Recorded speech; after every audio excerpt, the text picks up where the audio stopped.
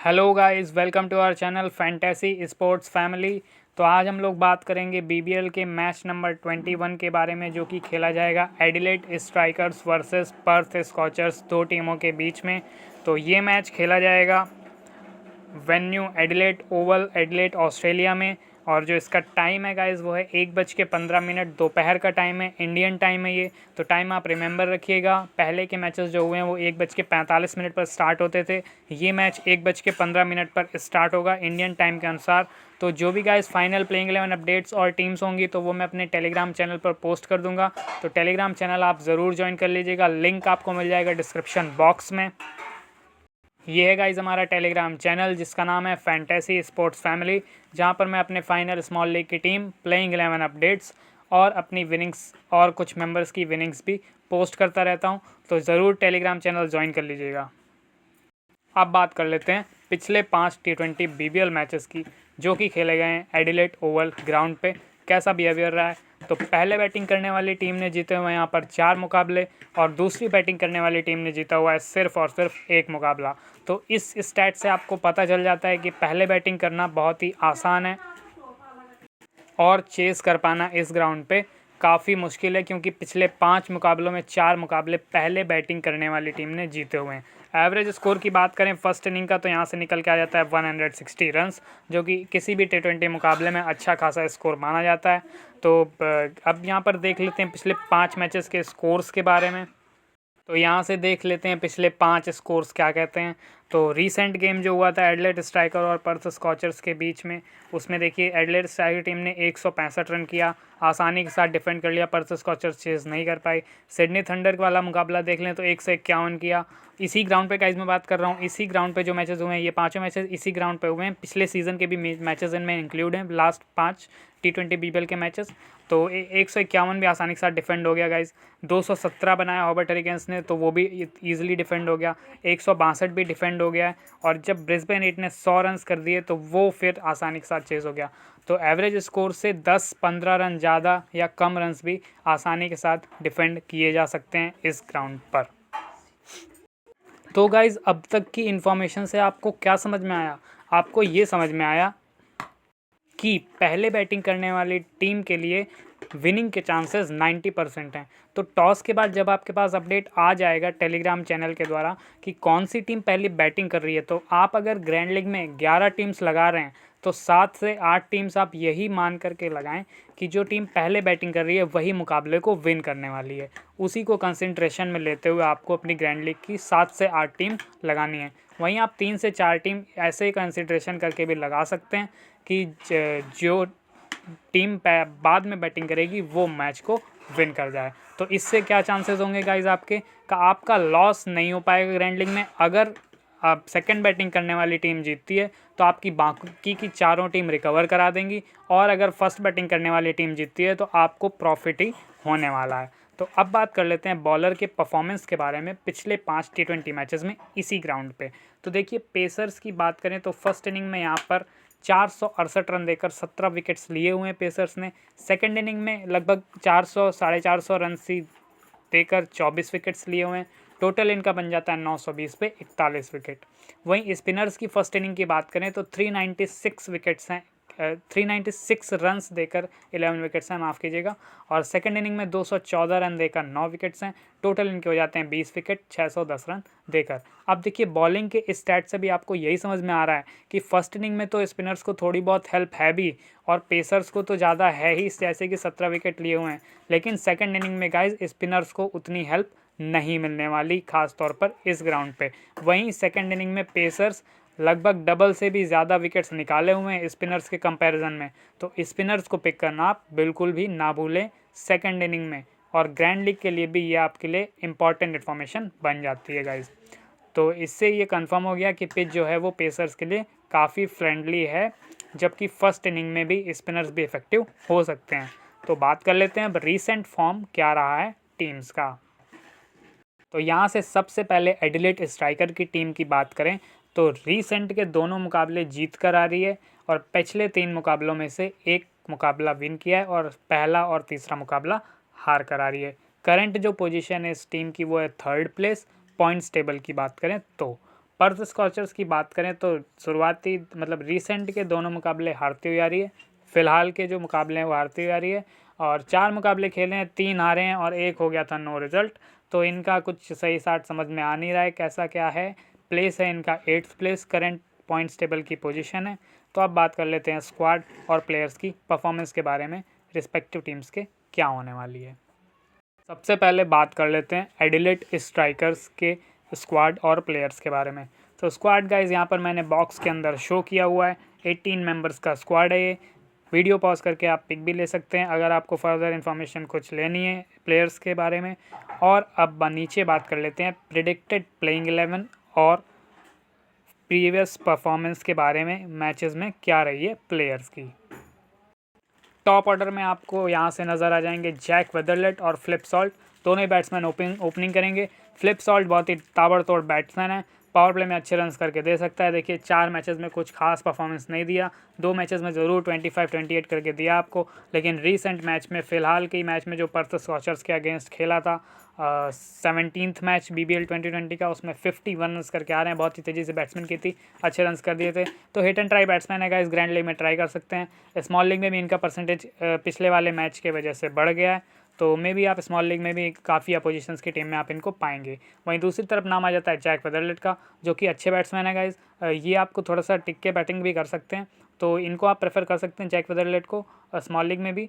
और फिर यहाँ से वन डाउन आपको दिख जाएंगे मैट रेनशॉ, जो कि आपको कुछ ओवर्स भी करा सकते। ओवर्स कराने के चांसेस अब थोड़े से कम हो गए हैं, शुरुआती मैचेस में इन्होंने ज़रूर ओवर कराए थे, लेकिन अब फिलहाल के मैचेस में ओवर नहीं करा रहे हैं और बैटिंग में भी कोई खास परफॉर्मेंस दे नहीं रहे हैं, लेकिन फिर भी इंपॉर्टेंट हो जाते हैं। वन डाउन बैटिंग करेंगे, ग्रैंड लीग में भी आप इनको कैप्टनसी या वाइस कैप्टनसी बना सकते हैं। टू डाउन यहाँ से आपको नजर आएंगे एलेक्स कैरी, जो कि बहुत ही अच्छे बैट्समैन है, ऑस्ट्रेलिया को रिप्रेजेंट कर चुके हैं इंटरनेशनली।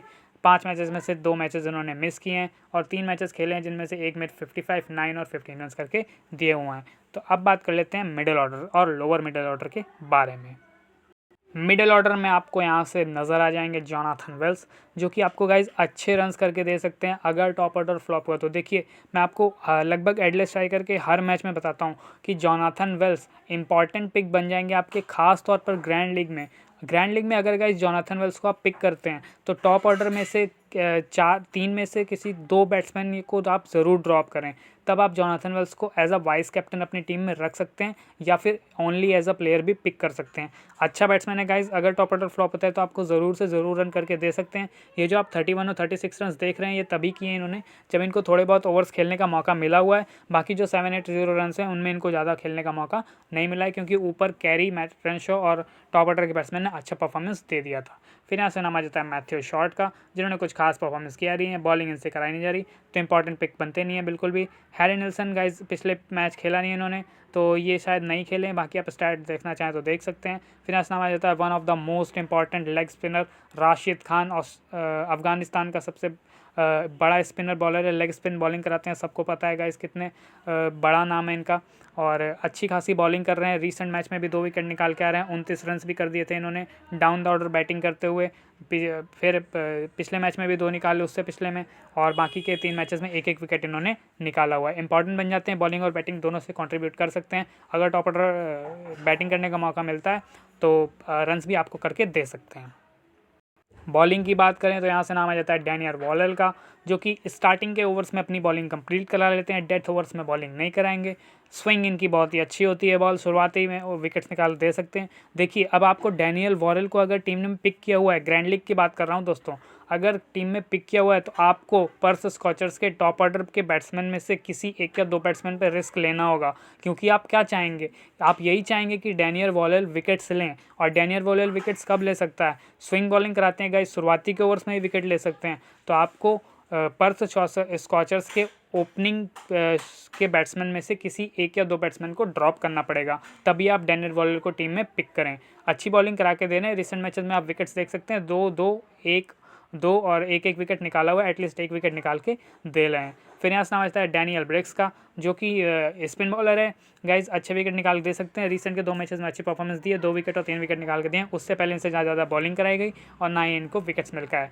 फिर यहाँ से नाम आता है पीटर सिडल का, जिन्होंने एलेक्स कैरी की गैर मौजूदगी में कैप्टनसी भी संभाली है टीम की। अच्छे बॉलर हैं गाइज, देख सकते हैं, 1 विकेट, 5 विकेट और 2-2 विकेट्स निकाले हुए हैं। डेथ ओवर्स में ये बॉलिंग कराते हैं, अगर पहले बॉलिंग आती है तो आप इनको ज़रूर पिक करें। डेथ ओवर्स में इंपॉर्टेंट विकेट्स गिरते रहते हैं तो आपके लिए इंपॉर्टेंट पिक बन जाते हैं। फिर यहाँ से आते हैं वेसेगार, जो कि स्पॉट ओवर्स कराते हैं गाइस। स्पॉट ओवर्स का मतलब मैं वो कहता हूँ जिनमें जैसे पावर सर्ज का अगर लेती है टीम तो उसके ओवर वेसेगार करा सकते हैं, और जहाँ भी टीम को नीड होती है विकेट्स की वहाँ पर वेसेगार को बॉलिंग के लिए लाया जाता है। और इसी वजह से इन्होंने लगभग हर मैच में 2 विकेट चटका के दिए हुए हैं। इकॉनमी रेट भी गाइस बहुत ही अच्छा है, देख सकते हैं, पहले में 2, दूसरे में 2, फोर्थ मैच में 1 और रिसेंट मैच में भी 2 विकेट निकाल के आ रहे हैं। तो इंपॉर्टेंट मैच जाते हैं। लियाम स्कॉट का कोई चांस है नहीं खेलने का, तो बाकी अगर खेलते हैं तो अपडेट आपको टेलीग्राम पे मिल जाएगी। बात कर लें grand league captaincy vice captaincy और small league captaincy vice captaincy की। ग्रैंड लीग में ट्राई कर सकते हैं आप फिलिप सॉल्ट, मैट रेंशो और जॉनाथन वेल्स को। तीनों के बारे में मैंने आपको ऊपर भी बता दिया क्यों आपको ग्रैंड लीग में ट्राई करना है। स्मॉल लीग की बात करें तो आप ट्राई कर लेंगे जैक वेदरलिड और एलेक्स कैरी को। अब बात कर लेते हैं पर्थ स्कॉचर्स के स्क्वाड और प्लेयर्स के परफॉर्मेंस के बारे में। तो यहाँ पर मैंने फ़ोटो में आपको शो किया हुआ है पर्थ स्कॉचर्स का स्क्वाड। इस टीम के लिए इसी स्क्वाड से आपको 11 प्लेयर्स प्लेइंग 11 में खेलते हुए नज़र आ जाएंगे, तो आप वीडियो पॉज करके इसका स्क्रीनशॉट भी ले सकते हैं। बात करते हैं रीसेंट परफॉर्मेंस के बारे में, प्लेयर्स का कैसा रहा है पर्थ स्कॉचर्स की टीम के। ओपनिंग करते हुए नज़र आ जाएंगे आपको गाइस जॉस इंग्लिश और जैसन रॉय। बहुत ही अच्छे बैट्समैन है गाइस जैसन रॉय। शुरुआती 3 मैचेस में खेलने का मौका नहीं मिला, पिछले मैच में खेला था लेकिन 21 रन बना के आउट हो गए थे। वहीं जॉस इंग्लिश की बात करें तो पिछले 4 मैचेस खेले हुए हैं, सिर्फ एक मैच में रिसेंट मैच में 16 रन किए हुए हैं, बाकी कोई खास परफॉर्मेंस दे नहीं पाए अभी तक। उसके बाद वन डाउन यहाँ से नजर आएंगे आपको कॉलिन मुनरो, बहुत ही अच्छे और फेमस बैट्समैन है T20 फॉर्मेट के, ताबड़तोड़ बैटिंग करते हैं, क्विक रन्स आपको करके दे सकते हैं। फिर यहाँ से नाम आ जाता है लियाम लिविंगस्टोन का, जो बॉलिंग भी कर लेते हैं गाइज, ऑलराउंडर हैं, बैटिंग ऑलराउंडर हैं, लेकिन बॉलिंग अभी इनसे फ़िलहाल नहीं कराई जा रही है। मिचेल मार्श ने बॉलिंग शुरू कर दी है तो बॉलिंग वो करा रहे हैं। अगर मिचेल मार्श ओवर नहीं कराते हैं तो लियाम लिविंगस्टोन आपको बॉलिंग करते हुए भी नज़र आ जाएंगे। पिछले ही मैच में 22 रन करके आ रहे हैं लियाम लिविंगस्टोन। बात कर लेते हैं मिडल ऑर्डर और ऑलराउंडर्स के बारे में। तो मिडिल ऑर्डर में नज़र आ जाएंगे आपको यहाँ से मिचेल मार्श और एस्टन टर्नर। दोनों ही आपको कभी कभी, एस्टन टर्नर तो ओवर गाइज नहीं कराने वाले हैं ज़्यादा, लेकिन मिचेल मार्श ने ये कंफर्म कर दिया था प्रीवियस मैच के स्टेटमेंट में कि मैं अब बॉलिंग भी कराऊंगा, और काफ़ी अच्छी बॉलिंग कराई थी गाइज। 4 ओवर में मात्र 14 रन देकर 2 विकेट चटकाए थे। बैटिंग में उतना कंट्रीब्यूट नहीं कर पाए थे, वही हाल एस्टन टर्नर करा था, बैटिंग से कोई कंट्रीब्यूशन दिया नहीं, बॉलिंग का इनको मौका दिया नहीं गया। बात कर लेते हैं अब बॉलर्स के बारे में। बॉलिंग में सबसे पहला नाम आ जाता है जाय रिचर्डसन का। डेथ ओवर्स करा के दे सकते हैं गाइस, शुरुआत में भी ओवर कराते हैं, अच्छे बॉलर हैं, पिछले मैच में 3 विकेट निकाल के दिए हुए हैं और 1-1, 2-2 विकेट आपको निकाल के दे सकते हैं ये। फिर यहाँ से नाम आता है जैसन बेरेंडॉर्फ का, जो कि अपने ओवर्स 14 ओवर्स तक ही कंप्लीट करा लेते हैं, उसके बाद ओवर्स इनको कराने को नहीं दिया जाता है, मार पड़ती है गाइस इन्हें। तो इस वजह से आप इनको अगर पिक कर रहे हैं, फिर से देखिए मैं यहाँ पे बता रहा हूँ, जैसन बेरेंडॉर्फ को अगर आप टीम में पिक कर रहे हैं तो एडिलेड स्ट्राइकर के टॉप ऑर्डर के बैट्समैन को ड्रॉप करिएगा, क्योंकि आप क्या चाहेंगे, क्योंकि आप यही चाहेंगे कि टॉप ऑर्डर के बैट्समैन एडिलेड स्ट्राइकर्स के ना चलें और विकेट किसको मिले, बेरेंडॉर्फ को। तो ये चीज़ें गाइस ध्यान रखिएगा ग्रैंड लीग कॉम्बिनेशन तैयार करते हुए। फिर यहाँ से नाम आता है एंड्रयू टाई, T20 फॉर्मेट के one of the best bowlers में से एक। शुरुआती 3 मैचेस में इनको गाइस कोई विकेट मिले नहीं, लेकिन पिछले ही मैच में देखिए अच्छा कमबैक करते हुए 3 ओवर में 2 विकेट चटका दिए और 13 रन का कंट्रीब्यूशन भी दे दिया। तो उस मैच में मैंने भी इनको कहा था कि ग्रैंड लीग में आप ज़रूर ट्राई करें, अगर आपने ट्राई किया होगा तो आपने अच्छे विनिंग्स की होंगी। फिर नाम आता है एरॉन हैरेडी का, जो कि ऑलराउंडर हैं, ज़्यादा ओवर कराए नहीं जा रहे हैं इनसे, उतने इंपॉर्टेंट बनते नहीं है, बाकी आप ग्रैंड लीग में ट्राई कर सकते हैं। फिर नाम आता है फवाद अहमद का, स्पिन के लिए गाइस उतने अच्छे पिच है नहीं, लेकिन अगर सेकंड इनिंग में बॉल करते हैं, और माफ़ कीजिएगा अगर फर्स्ट इनिंग में बॉल करते हैं तो आप स्पिनर्स को प्रेफर कर सकते हैं, तो इसमें नाम आ जाएगा फवाद अहमद का। बाकी गाइज इन प्लेयर्स में से कोई भी प्लेयर इंपॉर्टेंट बनता नहीं है, ना ही जोल पेरिस, जो क्लार्क का तो स्क्वाड में नाम ही नहीं है, और कैमरॉन बैनक्रॉफ्ट भी इंपॉर्टेंट बनते नहीं है, तो ये इन पे आप ध्यान मत दीजिएगा। उसके बाद यहाँ से बात कर लेते हैं कैप्टनसी वाइस कैप्टनसी की ग्रैंड लीग में। तो सबसे पहले ग्रैंड लीग में नाम आ जाता है आपके पास जॉस इंग्लिश, जो कि आउट ऑफ फॉर्म चल रहे हैं, अगर अच्छे रन्स करके दे देते हैं पावर प्ले में बहुत इंपॉर्टेंट पिक बन जाएंगे दोस्तों ग्रैंड लीग के लिए। और यहाँ से फिर आ जाता है नाम जैसन रॉय का, जो कि ओपनिंग करेंगे जॉस इंग्लिश के साथ, अच्छे रन्स करके दे देंगे, 50 या 60 रन अगर मान लीजिए कर लेते हैं तो भी इंपॉर्टेंट पिक बन जाते हैं। एंड्रयू टाई, जिनको मैंने ऊपर भी बताया आपको कि बहुत ही फेमस बॉलर है गाइस, टैलेंटेड बॉलर है, तो इनको आप ग्रैंड लीग में ट्राई करिएगा। स्मॉल लीग में आपको नजर आ जाएंगे कॉलिन मुनरो, मिचेल मार्श और लियाम लिविंगस्टोन, इनको आप ज़रूर ट्राई करें स्मॉल लीग की कैप्टनसी वाइस कैप्टनसी के लिए। यहाँ से बात कर लेते हैं गाइस अपनी स्मॉल लीग की फ़िलहाल की टीम के बारे में। तो यहाँ से मैंने कीपिंग सेक्शन में लिया हुआ है एलेक्स कैरी और जॉस इंग्लिश दोनों को। जॉस इंग्लिश को गाइस में इसलिए लेना पड़ा है क्योंकि क्रेडिट की प्रॉब्लम भी आ रही है। कॉलिन मुनरो, जैसन रॉय और लियाम लिविंगस्टोन तीनों को लेंगे आप तो क्रेडिट की प्रॉब्लम आएगी। तो कॉलिन मुनरो को ड्रॉप करके मैंने जॉस इंग्लिश को पिक किया हुआ है। बैटिंग सेक्शन से लिया हुआ है जोनाथन विल्स, जैक वेदरलर्ड और जैसन रॉय को। ऑलराउंडर में आपको दिख जाएंगे मैट रेनशॉ, लियाम लिविंगस्टोन और मिचेल मार्श। और वहीं बॉलिंग सेक्शन की बात करें तो आपको यहाँ से नजर आएंगे डैनियल वॉरेल, वेस एगार और जाय रिचर्डसन। कैप्टनसी हमारी टीम की है मिचेल मार्श और वाइस कैप्टनसी बनाया हुआ है कैरी को, जो कि कीपिंग से भी आपको अच्छे पॉइंट्स और 2 डाउन बैटिंग करेंगे तो इंपॉर्टेंट बन जाते हैं। वहीं मिचेल मार्श 2 डाउन बैटिंग करेंगे और 4 ओवर कर सकते हैं। ये स्टेटमेंट इन्होंने अपने पिछले मैच में ही दिया था। तो फिलहाल के लिए ये मेरी गाइस स्मॉल लीग की टीम, इसमें कोई भी चेंजेस होगा और या फिर प्लेइंग 11 अपडेट्स आपको टेलीग्राम पे मिल जाएगी। और गाइस वीडियो अगर आपको अच्छी लगी है तो प्लीज़ वीडियो को लाइक करें, चैनल को सब्सक्राइब करें। तो इस वीडियो में बस इतना ही। अब तब तक के लिए bye bye, love you all guys.